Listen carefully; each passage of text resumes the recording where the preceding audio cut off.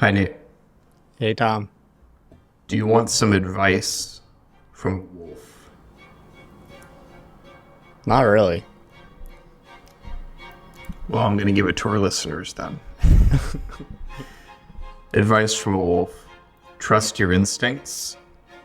Be at home in nature. Keep your den clean. Stand for what you believe. Stay on track. Howl with your friends.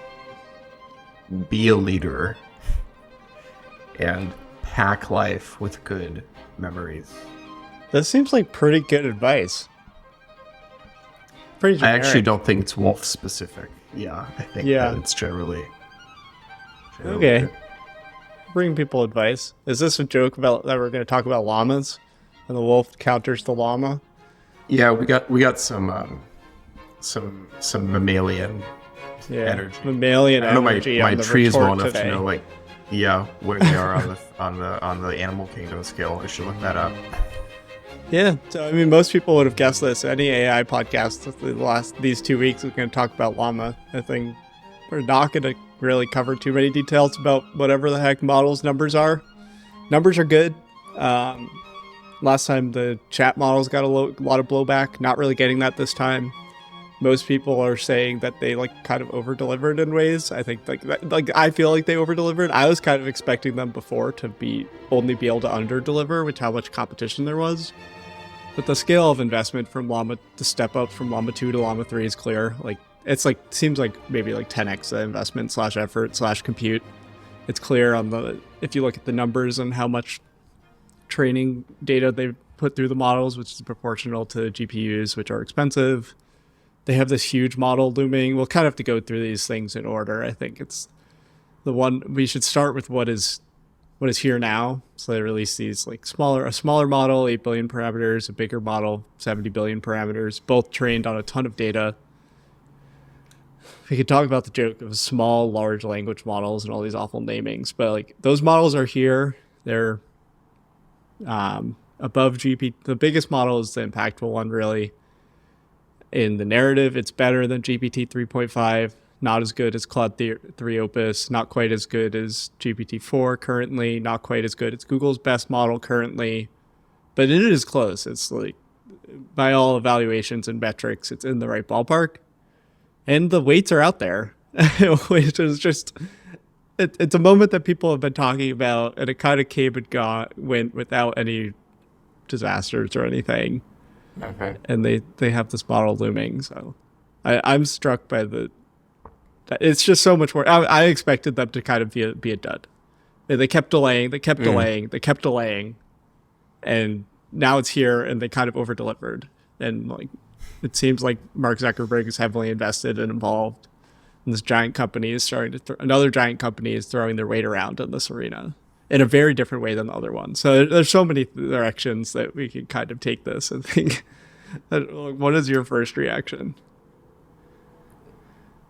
It's interesting. We were kind of chatting about this before we started recording about Zuckerberg's maybe impressive degree of involvement in the weeds of this release and what's behind it. I think a conversation I'm interested in is, what does it mean to, if you're at one of these companies, be a leader? And if you think about, what sets Zuckerberg apart from Sundar, apart from Sam Altman, apart from, excuse me for forgetting the name of the NVIDIA CEO, who we gave a hard time. Yeah. that we're kind of in this, I think it's a part of the hype cycle that these personalities have this kind of there's a renaissance of these people again. But their leadership styles seem palpably different to me, even as somebody who's not really following this super closely. So I would be interested to explore that. They are. I think Sam Altman, Jensen Huang, Mark Zuckerberg are all seen as extremely successful in a forward-facing way. I mean, Sundar Pichai has obviously been extremely successful at Google, but he's not on the front foot with AI like the others are. Mark Zuckerberg is this fun. He's trying to be personable and grounded and talking through these things. It's so funny when major tech CEOs go on podcasts. It's like what vibe they present. So he's like trying to be a chill person, and they're like, yeah, on the interview with Rakesh Patel, he was asked like about when they offered to buy Facebook for $1 million, and he was like, oh well, what if I had if I was gonna say yes to this, all I was gonna do is want to build it anyways.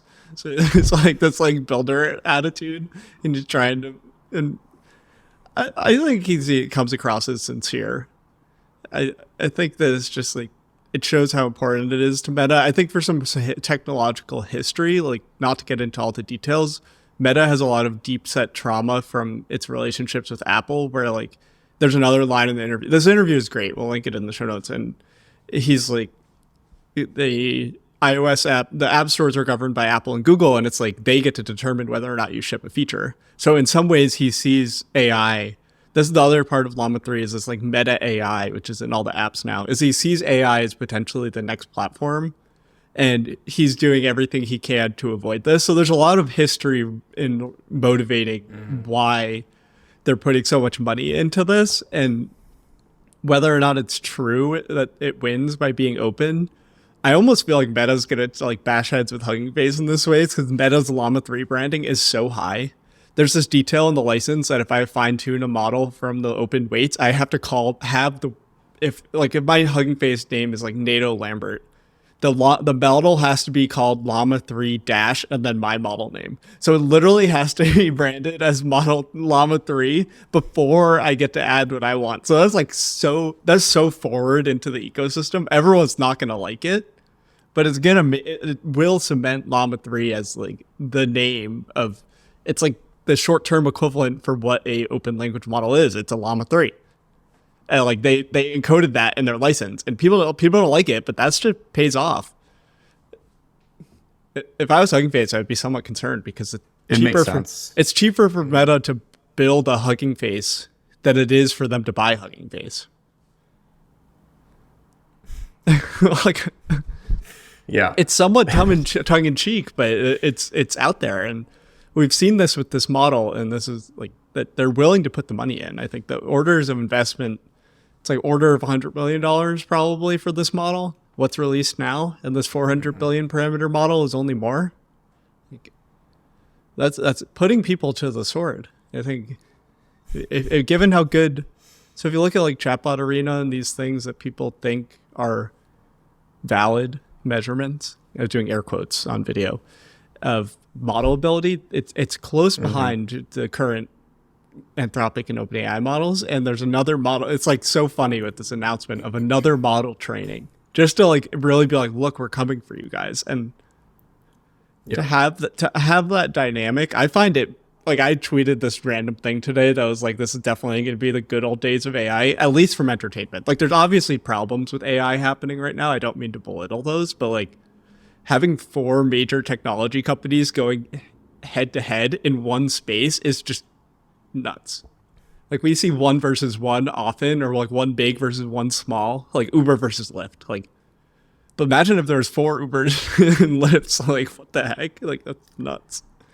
Yeah, it's actually, the image just popped into my head of, the fact that, so I started off many years ago. My original academic specialty was astrophysics, and one of my very first jobs my freshman year of college was I was working, this was at Northwestern, I was working to help the local observatory model binary star systems or something like this. And I was astonished to learn that like most of the stars in their data set were binaries.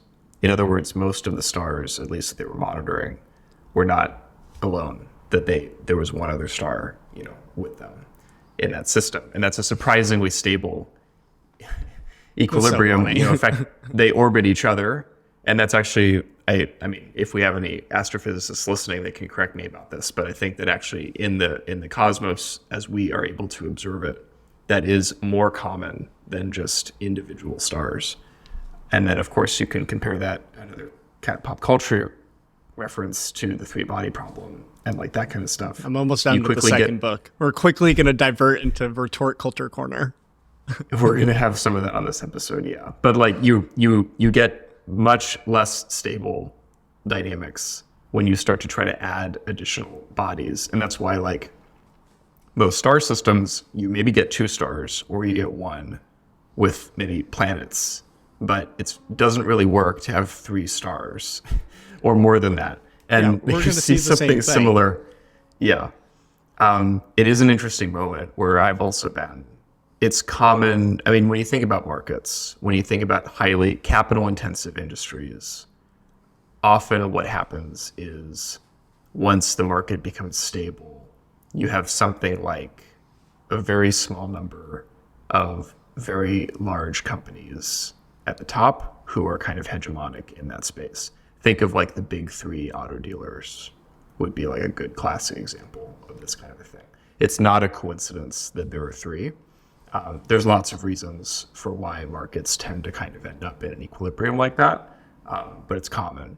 And so what's remarkable with what's happening right now in LLM development is you don't usually get 4 companies that are simultaneously racing to just get this way. And so that's not, that's not a dozen companies. It's different than it like it looks like this. It also looks like, I mean, I was going to ask you later on and be like, so Tom, did we miss anyone in our language model provider space? And it's like, what the hell happened to Mistral after this? Like the open weight model is better than the model that they were selling.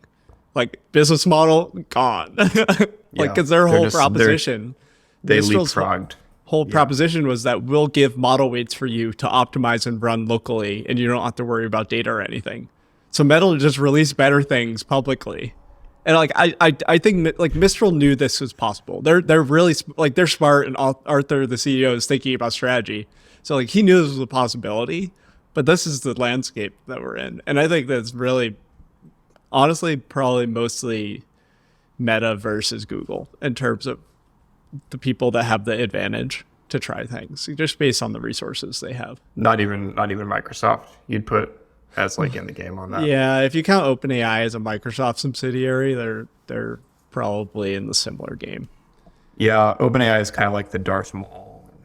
It's unpredictable. Microsoft is Darth Sidious. Yeah. I mean, quite literally. There's just the relationship is weakly bonded, but they want to be that. Like Microsoft wants that weak bond to be a way for them to have high leverage.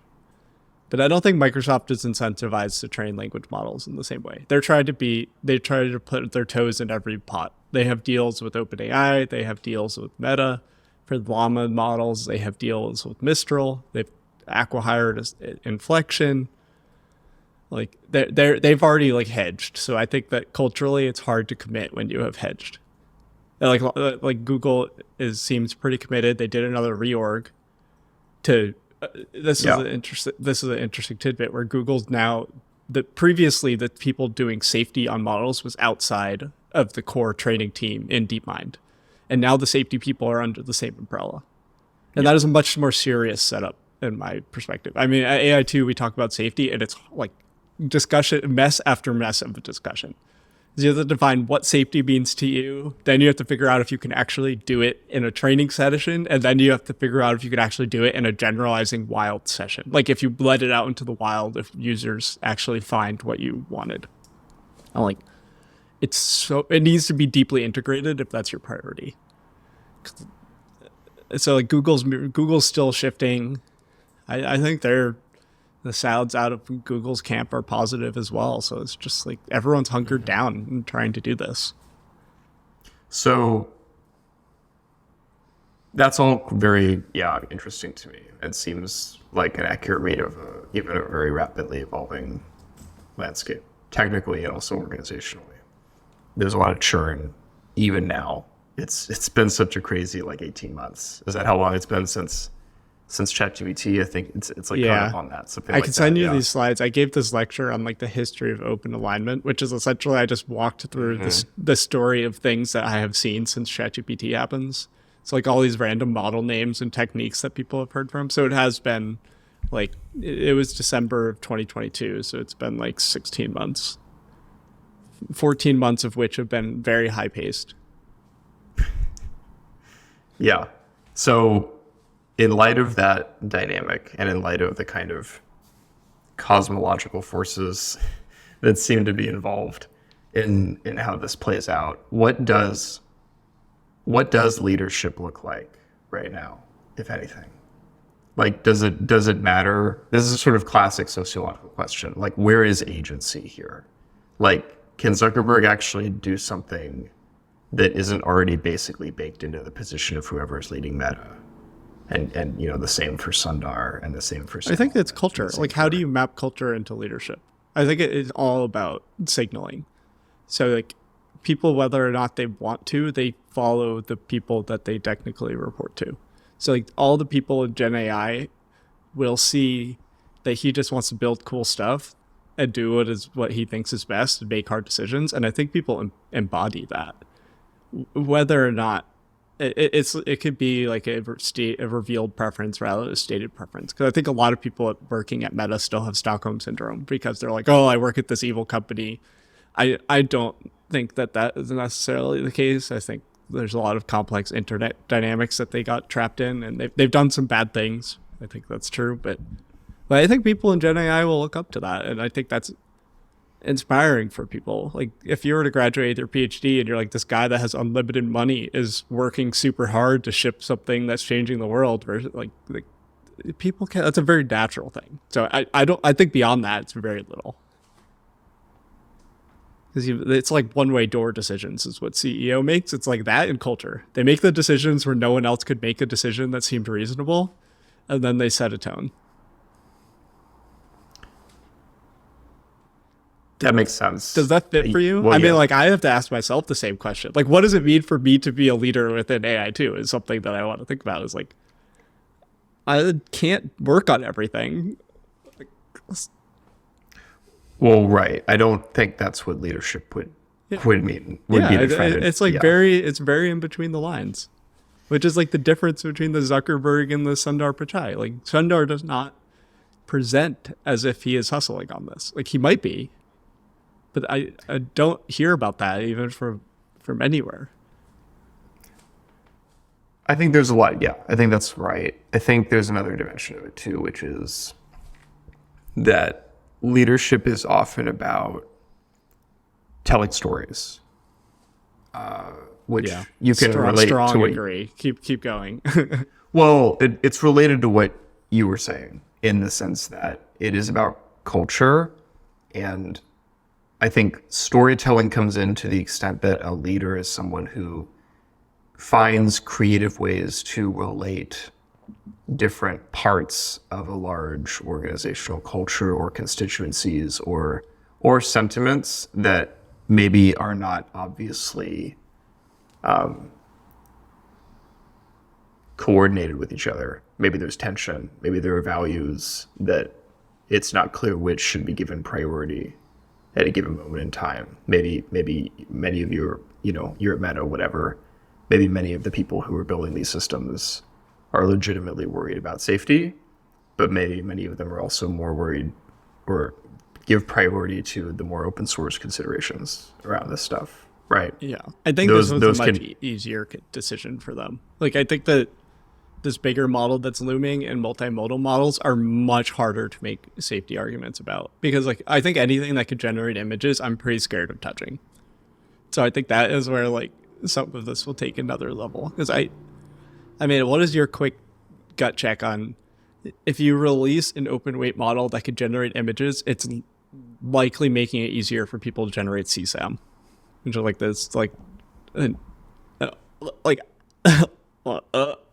know what to do about that. Like, it's a bold stance to be like, yeah, the internet platform should deal with it, not me.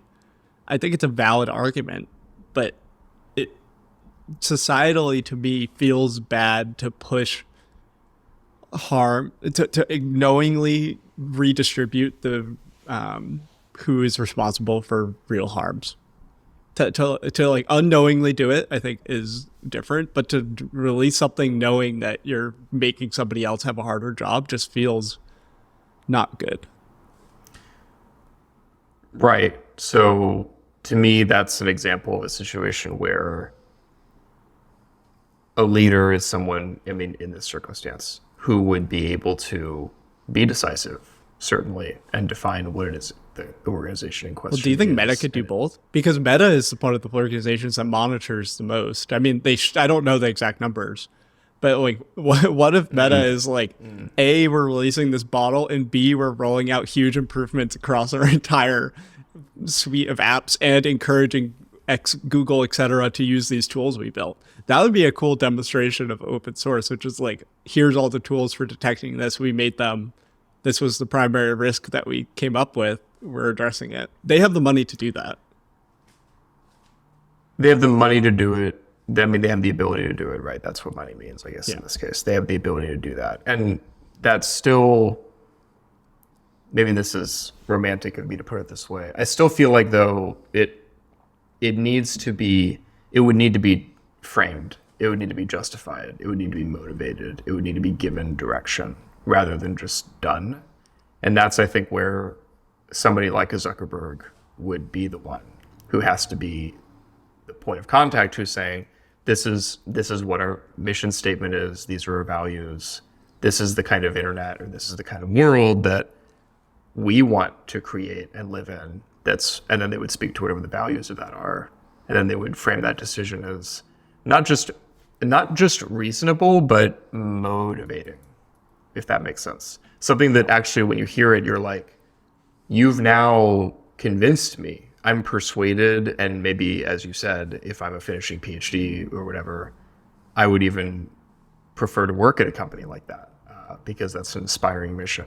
Inspiration in this case, like practically speaking, just means it's a kind of power. It's the ability to kind of nudge people towards one course of action rather than another. And the best leaders, I think, are people who find ways to exercise that in a non-toxic way.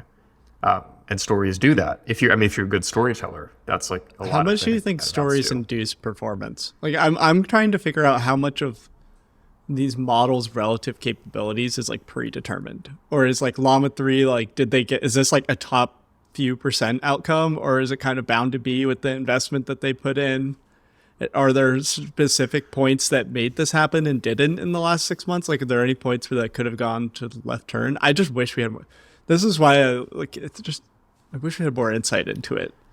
Well, that's what we're exploring that right now. I think it's clear at this point that sooner or later, if it hadn't have been ChatGPT, at some point, somebody or some company would have released an interface that would have caught the internet by storm. Yeah. It was ChatGPT, and since then, we've been living in this kind of new dynamic. So that's all impersonal. There's no personalities behind what I just said. So the question then is, where does something like charisma enter the picture?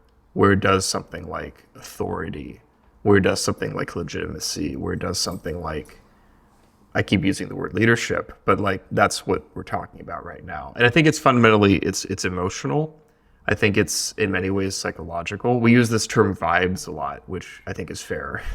Vibes are sort of like unorganized stories. They're kind of like people just exude a certain bandwidth of energy that you're comfortable with or not.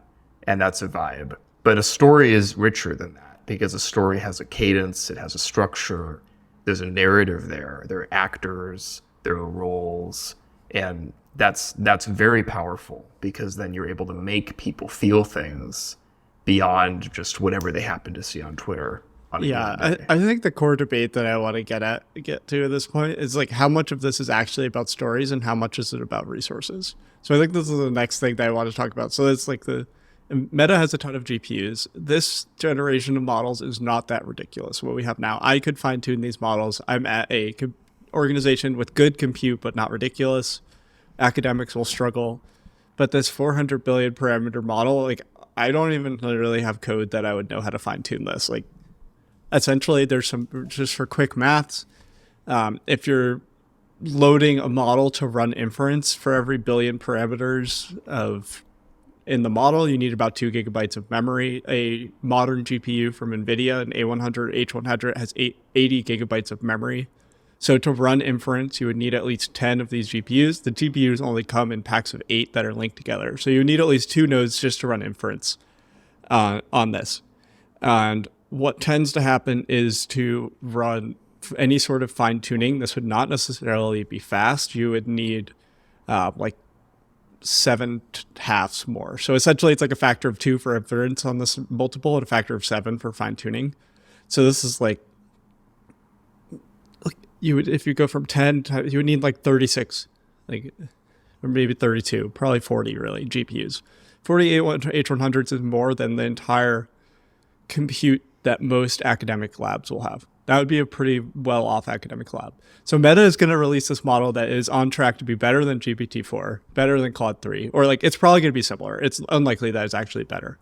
And it's well sooner than I expected it, and it is not something that most people can actually use outside of well-funded industry labs. That's kind of like point one, and then point two is the long-term future of like power plants and data centers, which I don't really know how to predict. But there's like this preliminary access problem, and I wonder if capabilities is just about resources. Like, is this just that Meta is training an equivalently big model and they're getting equivalently big results? In which case, opening it up, it's probably fine. It's good transparency if it's just about resources. Like, we get that we know the resources that everyone has at play. But like, I think that is a strong narrative in Silicon Valley, which is like whoever commits the most to having the most resources is going to win. Whoever understands that the resources are the bottleneck is going to win. I do feel right now, and for the last 18 months, regardless of whatever you may see on a given news cycle or whatever the equivalent of that is on Twitter, maybe it's like 15 minutes or something, this is overwhelmingly a resource story. And the reason I keep returning to this question of like, what does it mean to be a leader right now is because I honestly don't know what the answer to that is, because I do think that overwhelmingly this is just a resource race about whether it's compute, whether it's data, whether I feel like the good leadership thing to just tell people to stay the course. As long as you're in the right ballpark. Like, as long as you're right in the ballpark, you have to wait until the next phase. Like, eventually this will cap out and all the dynamics will change, but we don't know when that will be, which makes for such an unreal kind of thing. It's entirely, possible that right now what it means to be a good leader is basically just to be a good administrator, where you're and don't cook your books. It's like, don't cook your books. Like, what if Mistral is rumored like to have given away like 48% of their company in their seed round, like one of the most bizarre seed rounds ever in Valley terms. So like maybe they just cooked their books and now they're going to have a hard time. And like they probably won't be fine, but like in fairness. Mm-hmm. We've seen Stable Diffusion has kind of insert sound effect. Yes, going for like the sound effect. There's that sound effect. We can insert it. Let's see if I can do it later. That sound effect on the Price is Right when somebody like guesses over the price. It's like the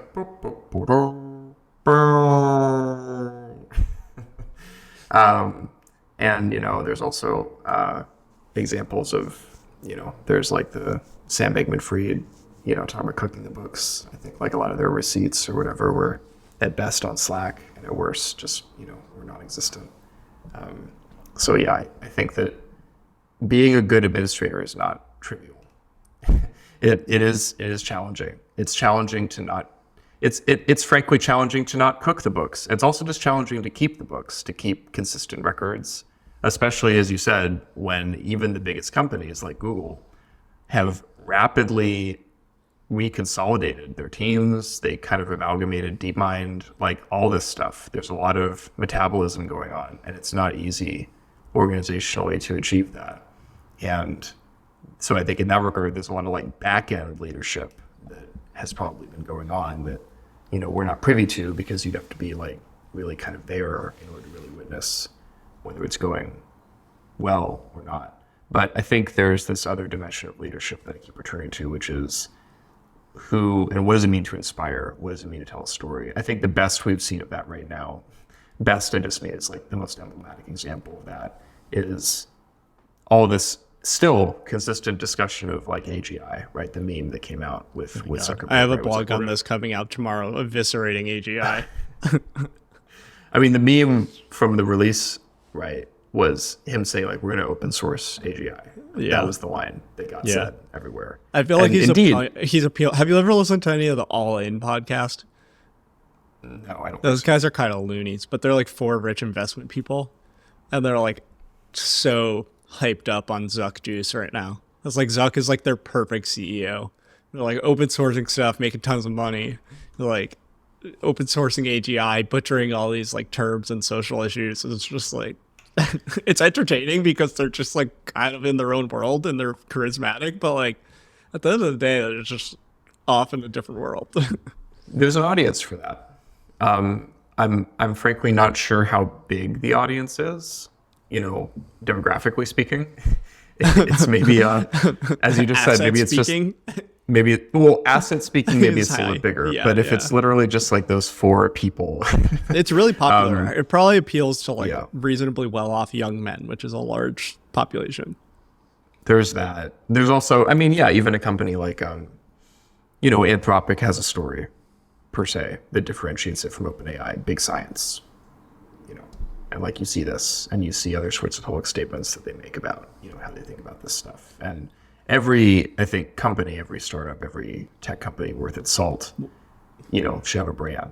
What do you think Zuck thinks AGI is? So I kind of, in this article that'll be out on this post, is like, I said that the title is AGI is what you want it to be.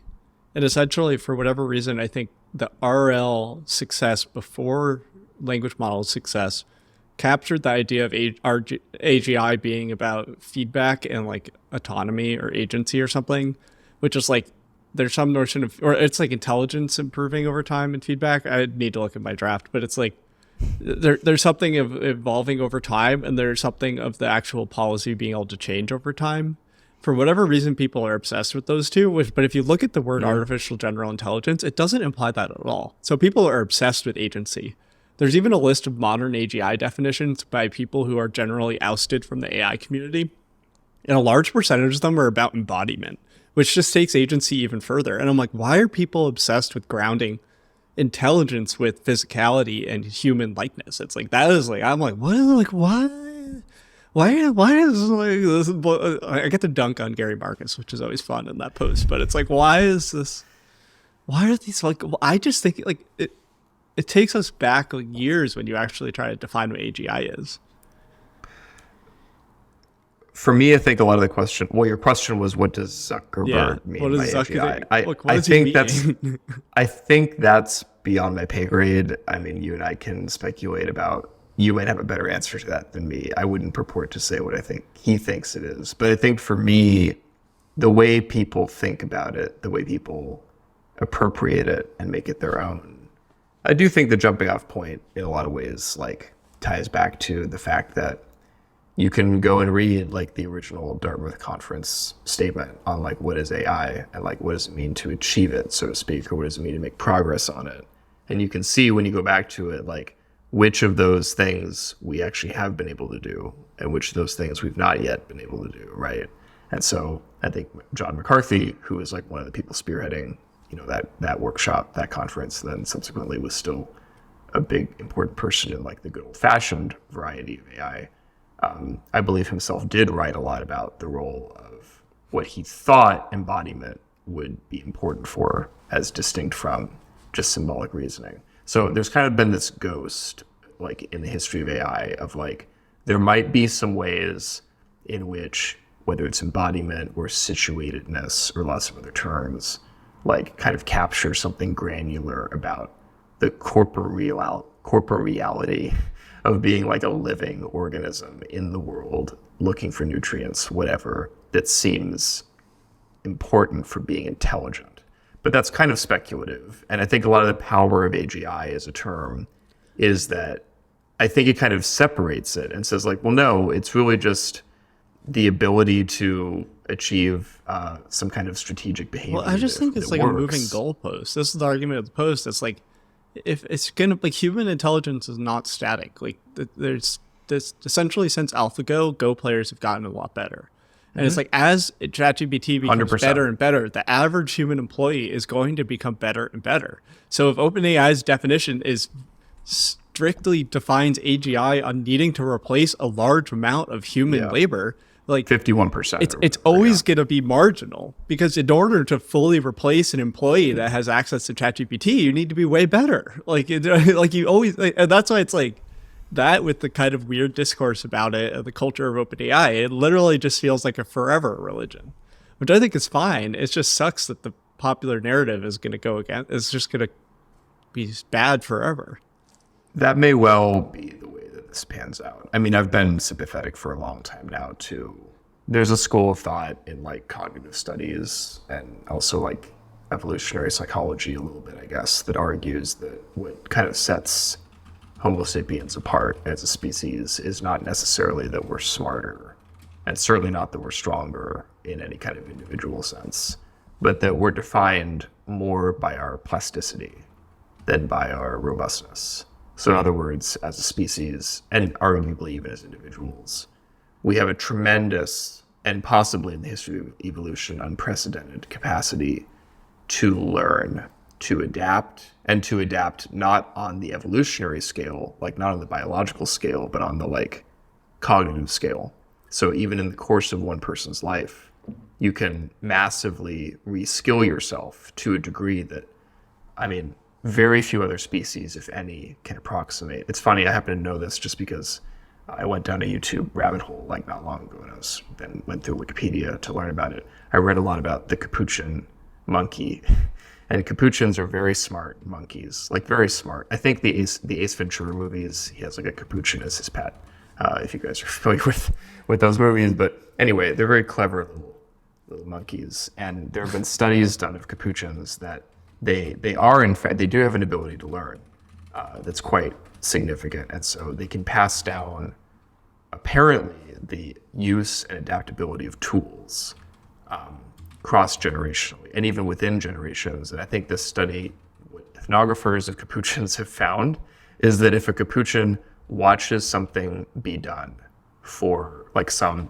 use of a tool, let's say, even if it has like multiple steps to achieve some outcome, a Capuchin takes something like 8 years to observe the behavior, to observe all the different steps, to such a degree that they can eventually be like, okay, that's how I can like do this sequence of actions and make it so that I can break open a coconut, even though a coconut is like as big as my body. Like if I just take all these steps and chisel this and do that, then I can do it. It takes it 8 years. It took me 8 years to get a PhD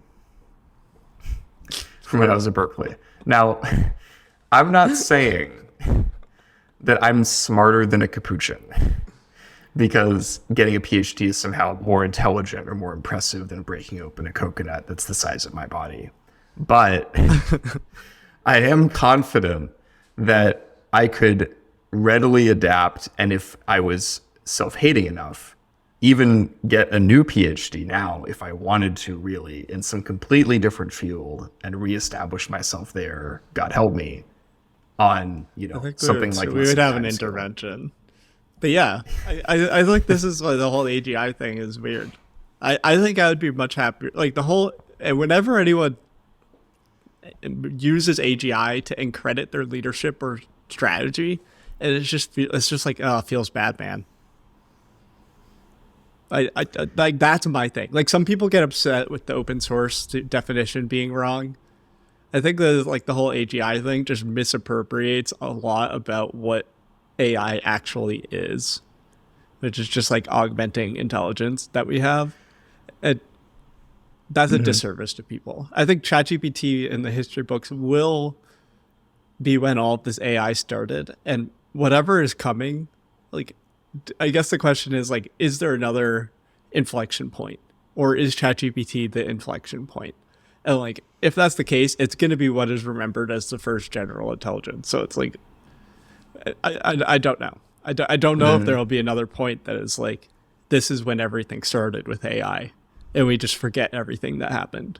Or will it feel like a continuation from here? From the standpoint of, so I sort of joined the field of AI, I guess, in 2016. And I told that story already on a previous episode. But like, I was joining it in the wake of like AlexNet.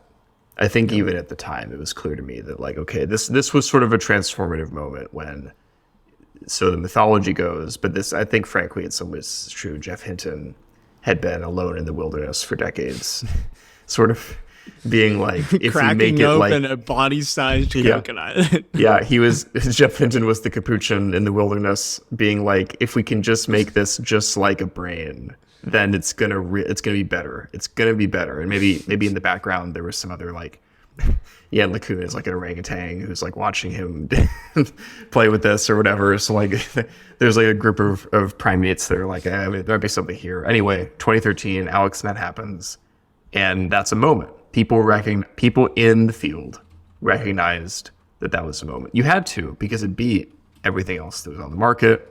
This is probably, looking back on it, I haven't looked at the graph, but I imagine if you look starting in 2013, that's probably when NeurIPS like really started to just go crazy. Is like after that year, it just like becomes this like giant curve. I think for me personally, and I think I did tell this story already, the inspiring moment for me was AlphaGo, right? It was the fact that you had this, somewhat contrived setting where one of the world's best Go players was defeated pretty systematically by this machine. And that was impressive, not just because, oh, that's cool, it's another board game that AI has quote unquote solved, but also because the way in which the algorithms that were responsible were, and this was the term that was used at the time in reporting, were more generalizable. Like that was the way it was talked about. So I don't know. It's possible that from the public's standpoint, from consumer standpoint, I think ChatGPT is an inflection point, absolutely. But I think for other audiences, it was different. The reason AlphaGo for me was the inflection point was that I was someone who previously had wanted and was curious to join the field, but did not yet feel urgency about the moment. And for whatever reason, for me, that was the moment when I was like, okay, actually, this is like about, it's like impending now. Yeah, It's not I feel just like we on were the both horizon. serious people, and we were in AI because it was interesting and obviously simmering.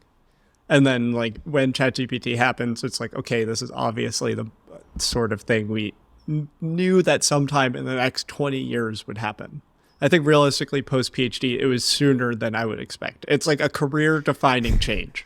Many of us were, It's a taken by career-defining surprise. change. And then it's like, well, we will see where this takes us, which is what I have been up to now. I think it's interesting that the open versus closed conversation is already fading. I wonder if it comes back with this 400B model being different, this bigger model. Is it already closing? I'm not following The conversation like, has been meme fading. space. It's been shifting Okay. more to be about application use case versus open versus closed, which I think is the right way to look at it. And I think that especially OpenAI might have some daggers. Sam might go on another Middle East tour and convince them that this is worse than Iran's nuclear program or something. Sam Altman of Arabia. He's like going over the dunes and he's like, Because I think I was wondering Nothing how is long written. open models would continue to scale, and we jumped to like, I think of scales as like 2x, and jumping from this like 70 to 400 is just such a big change. So it's if the 400 succeeds, they have no reason to stop there. The pace still feels high, so there's still more runway.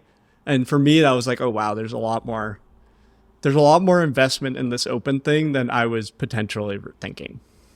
And for me, that's why I was like, okay, this is time to figure out what that means. Like, I don't know what training a 400 billion parameter model means for me in fine tuning, but there's a long problem of figuring out who the players that can participate in that are and how to properly situate the projects that I'm seeding now so that in 6 months they are directionally closer, with the assumption that Llama 4 is also coming.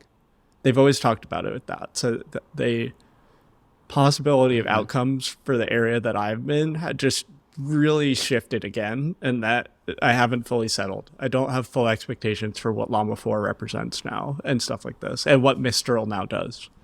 Is Mistral going to now open all of their models because metas are better? They can't sell some, like, what are they going to do? Like, all of this will play out in weeks and months, and it will be soon. tug at the coattails of the EU, I guess, for protection. For compute? Oh. Mommy, daddy. J'ai besoin de compute, s'il vous plaît. They're not dead. Like, they're very good at what they do. They just have a shift. They have a change. And we're yet to see what the output of their changes. So this has been a helpful conversation for me, I guess, for helping me grok that it's not entirely clear what it means to be a leader in AI right now, other than just to be a good administrator during a time of rapid structural growth and resource management and extraction, combined That's why Google with is so good at it. This is why Google is doing so Yeah. well. Like Google's cloud business is doing so well. They've been setting up a supercomputer for decades. And then in the meantime, we've got, some AGI memes and slight differentiation across these companies. It would just be so boring if there was no AGI memes. What if they were actually realistic? I think the AGI memes are the way to dissect their stories. Like we have OpenAI and Anthropic's fear-mongering, and then Meta with Zuckerberg. Like the AGI is like the thing that makes their stories strong and helps us understand why they're telling their stories. It crystallizes this. I think that's a good way. I wish I had written that in my article, and I don't feel like going to change it at this point, but I think that's a good way to view the AGI stuff. Which is like, obviously it's bullshit. They know it's bullshit. But a strong term carries a story. 100%. Good place to stop. Yeah, I think Any so. last remarks? Okay.